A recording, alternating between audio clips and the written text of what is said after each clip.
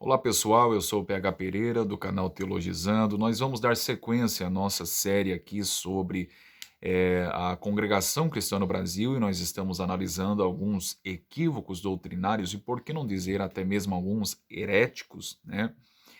E para tanto, para o vídeo de hoje, eu gostaria de pensar mais uma vez com os senhores. Eu recebo vários links de vídeos de um irmão, né, que foi resgatado pela graça de Deus do meio dessa denominação, que é um ex-membro da Congregação Cristã no Brasil, e ele enviou-me, né, mais um vídeo. Se você quiser alguma prova, eu vou deixar o link desse vídeo aqui embaixo na descrição. A partir do minuto 7, você vai perceber que em dado momento esse pastor ou ancião vai usar a expressão que somos pequenos deuses, né?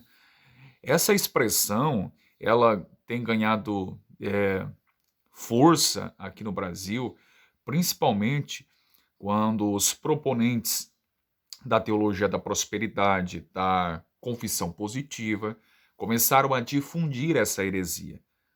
A partir dos escritos, especialmente daquele falecido pastor, né, se é que eu posso chamar de pastor, né, norte-americano, chamado Kenneth Hagin.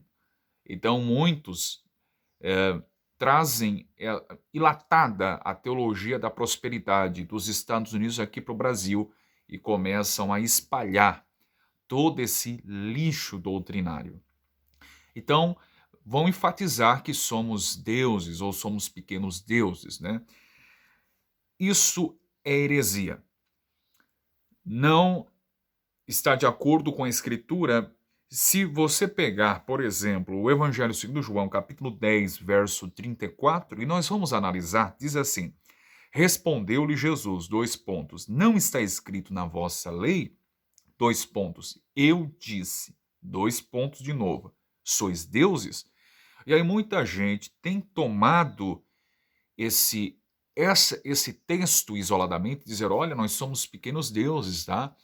Somos pequenos deuses porque Jesus disse, vós sois deuses. Primeiramente, Jesus está fazendo uma referência aqui à escritura do Antigo Testamento. Quando Jesus diz aqui, não está escrito na vossa lei, a lei não está limitada apenas ao Pentateuco ou à Torá, tá?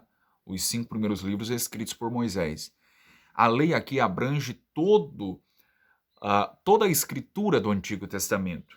Quando Jesus diz, não está escrito na vossa lei, ele está citando o livro dos Salmos, que passarei a ler, os Salmos. O Salmo é o de número 82, verso de número 6. Eu disse, aqui é Deus que está falando, vós sois deuses, e vós outros sois todos filhos do Altíssimo. Então Jesus ele está citando esse texto, essa passagem do Salmo 82, verso de número 6. À luz desse contexto do Salmo 82, já vamos analisar João capítulo 10, mas à luz desse contexto, Deus ele está se apresentando ao seu povo, ou seja, à nação de Israel, como sendo um juiz que julga de forma justa, de forma bondosa, corretamente. No verso de número 1, o texto diz que Deus está na sua congregação, no meio dos poderosos e julga no meio dos deuses. E Deus se apresenta como juiz que julga corretamente com justiça e com retidão.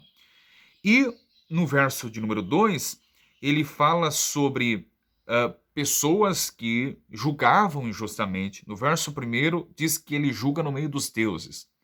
Se você pegar a expressão deuses, a palavra hebraica Elohim, né, ela possui nuances de significados dentro do contexto hebraico. Você não pode pegar, isso é hermenêutica, tá? Hermeneuticamente falando, você não pode pegar um termo, seja ele hebraico ou grego, e dar um sentido em todos os textos que esse termo em análise hebraico ou grego você está estudando, você não pode pegar e dar o mesmo sentido em todos os textos que esse mesmo termo aparecer. Elohim tem várias nuances de significados dentro do conceito do original hebraico. Elohim, dependendo do texto e analisando o contexto, pode significar e pode ser traduzido como anjos. Elohim pode ser traduzido como juízes. Elohim pode ser traduzido como deuses, mas também pode ser traduzido como Deus. Por exemplo, em Gênesis 1:1, diz: no princípio criou Deus os céus e a terra. A palavra hebraica é Elohim. Mas você não pode pegar o Elohim de Gênesis 1:1 e dizer: olha, ali são deuses. Né? Nós não somos politeístas. Olha, Elohim ali são anjos. O Elohim ali são juízes. São meramente homens. Se você interpretar dessa forma, tente colocar mais ou menos assim: no princípio criou os juízes, os céus e a terra. Ou, no princípio criou os anjos, os céus e a terra. Ou, no princípio criou os deuses, os céus e a terra. Não faz o menor sentido. Pois, ainda em Gênesis capítulo 1, verso de número 27, o texto diz que criou Deus o homem à sua imagem, a imagem de Deus o criou. Então, o homem foi criado à imagem e semelhança de Deus. Não foi de anjos, por exemplo. Então, em Gênesis 1:1, o Elohim, de criou Deus os céus e a terra, Deus Elohim, né, deve ser traduzido como sendo Deus, o Criador, o soberano, o sustentador, o mantenedor do universo.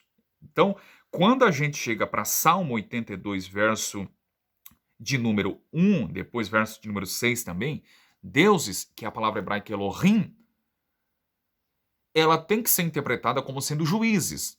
Observe que o texto fala de homens, não é que são homens como sendo seres divinos, como sustentam aí teologia da prosperidade, confissão positiva e todos esses hereges por aí.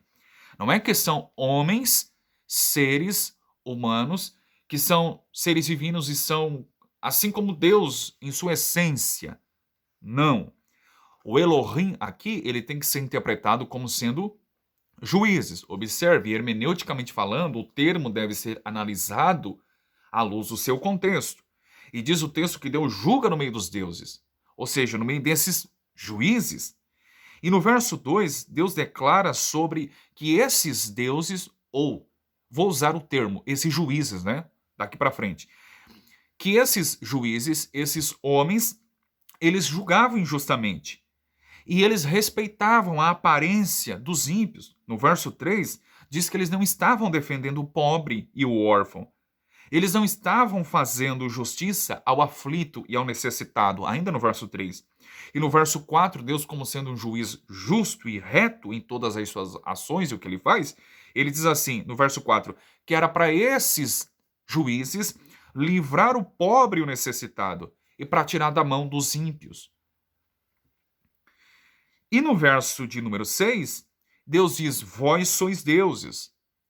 Ou seja, vocês, como sendo juízes, vocês que julgam e têm essa autonomia da minha parte de fazer justiça na terra, vocês devem olhar para mim primeiramente, como sendo o justo juiz e que julga corretamente, e vocês devem olhar para mim e julgar também corretamente, justamente, todas as suas ações. Não pode ser seres não pode ser humanos como sendo seres divinos, como sendo pequenos deuses, né, como sustentam, pois no verso de número 7, Deus declara ainda: todavia, como homens morrereis e caireis como qualquer dos príncipes. Percebe? Deus está declarando que eles não eram seres divinos. Deus está dizendo que eles eram meramente homens e que morreriam e que eram como qualquer um dos príncipes. Vocês sabem que no contexto do Antigo Testamento haviam juízes. No contexto de Israel haviam juízes. E Deus levantou pessoas para julgar Israel. E Deus está dizendo: julguem corretamente. Esse é o sentido de Salmo 82. Agora, Voltando ao Evangelho. Segundo João, capítulo 10, verso 34, o contexto, ele nos ajuda a entender o que Jesus cita da lei, ou seja, do Salmo 82, verso de número 7. O contexto aqui, Jesus estava confrontando os judeus. Jesus estava alegando, a partir do verso de número 22, Jesus estava alegando aqui, Jesus estava afirmando que ele era Deus, que ele e o Pai eram um. Jesus estava defendendo a sua deidade.